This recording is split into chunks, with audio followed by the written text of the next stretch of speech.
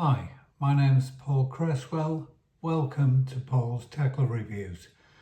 The purpose of this channel is to give you reviews of tackle that's been out on the bank, tried and tested by an unbiased, unsponsored angler, and that's me. Today I'm looking at a Guru rod. I'm looking at their N-Gage Pro 10-foot feeder rod. So they brought the N-Gage rods out, I think in around 2020, and late last year, I think about this September, just after they were launched, they brought out the N-Gage Pro feeder rods. So I've done quite a lot of testing. I've been out, caught a lot of fish of all sizes with this rod, and I feel I can give it a really good review.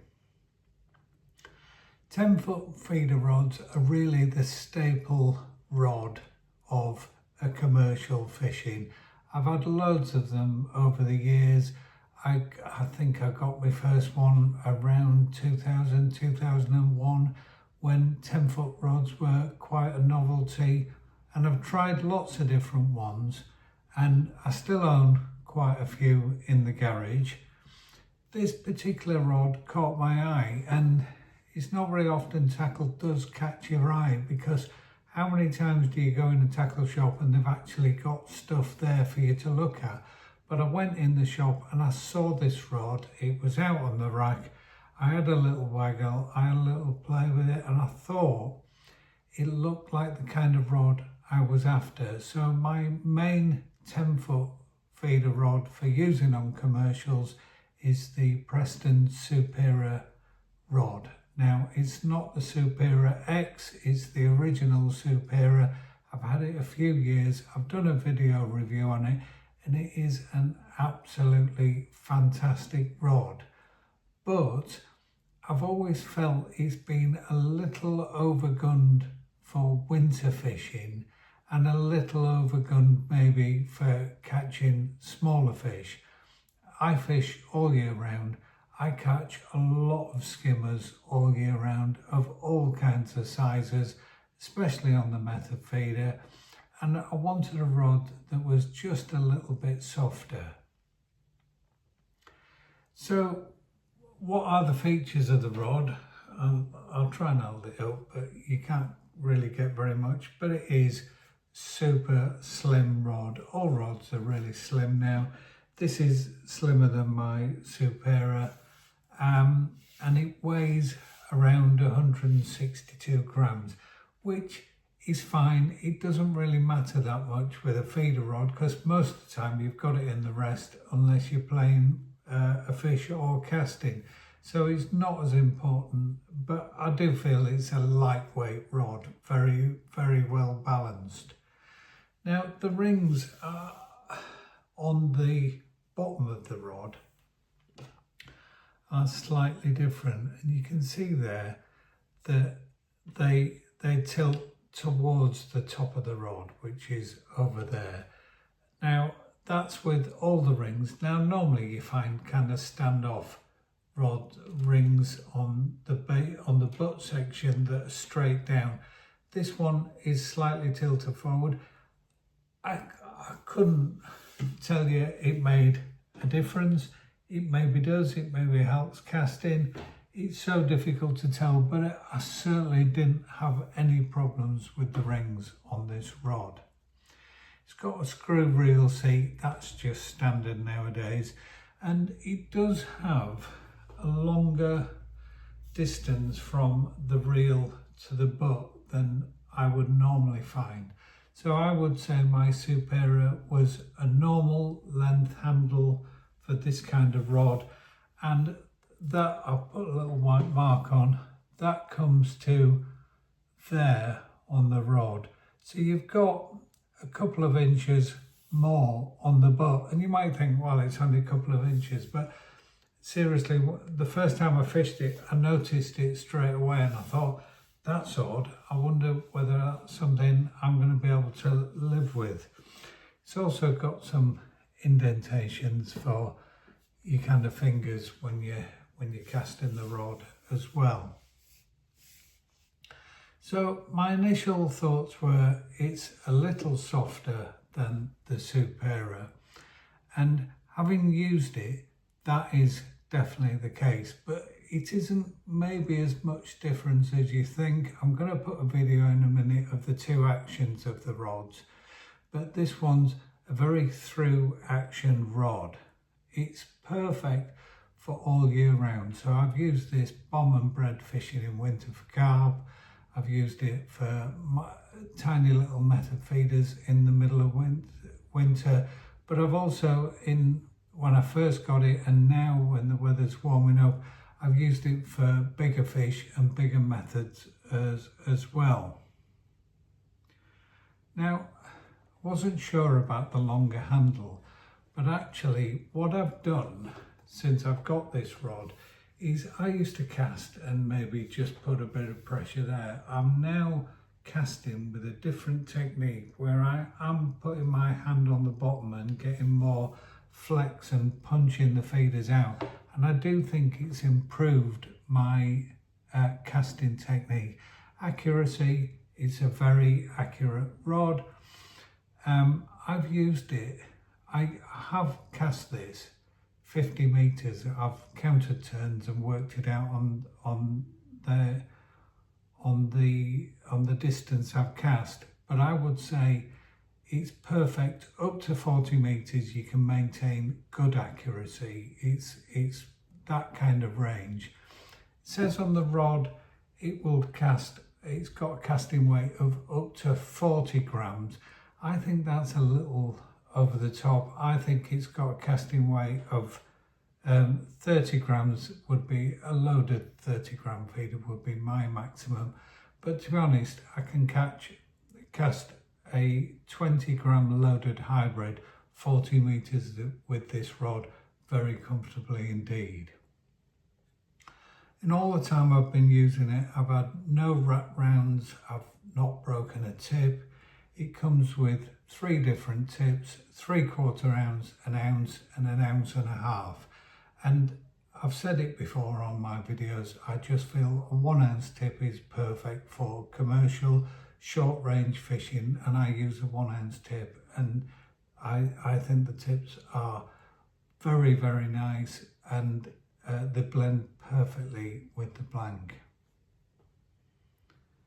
So I've hardly lost a fish with this. I've caught fish of all sizes, and I'll tell you now, when you get a big fish, you get a big bend in this rod. And I've had carp anglers near me catching a 5-pound fish where their rod hardly bends, and they look round and I've got it hooked over, but it does bend, but there is still power down at the bottom. 2 weeks ago, I caught a 15-pound very feisty mirror carp on this rod, and it didn't feel undergunned. Yeah, a 15-pound carp takes a bit of getting in on any commercial rod, but it took an amazing bend, but I didn't feel I couldn't control the fish, and I didn't feel I couldn't play the fish. So I'm now going to put a short video of me sat in the back garden, and I'm holding 2 rods and I'm lifting them, and I've tried to get the distances the same. They've both got the same rails, same lines, same setup. And the rod nearest the camera is the Guru, and the rod furthest away is the Supera. And I'll show you them lifting them up to a maximum. They're both fastened to the same weight until the Supera does lift the weight off the floor. Here's the video.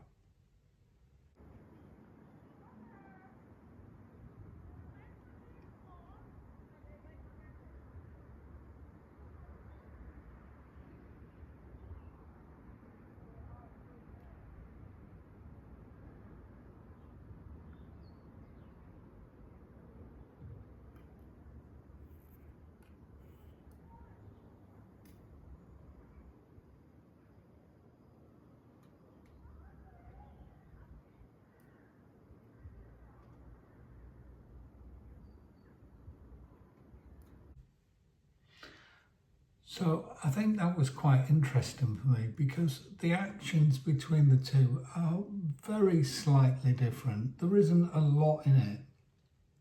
They both have a fantastic action, but eventually we got to a point where the Supera just lifted the weight off the ground, but there was still a little bit more bend to go at within the Guru, and so it's a slightly softer rod. But I think on reflection it's maybe only 5% softer than the Supera.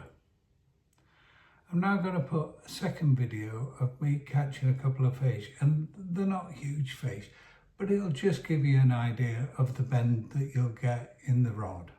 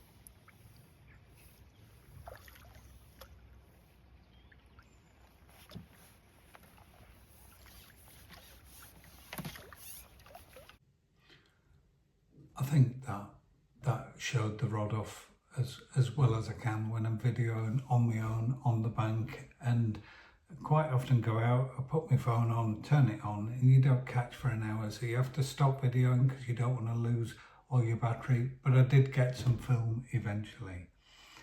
I think I'm going to wrap up with my conclusions on this rod, and what I'm going to say is, if you want one 10-foot commercial feeder rod to do the whole year's fishing, to catch anything that might come on a commercial up to 40 meters, this is the perfect rod.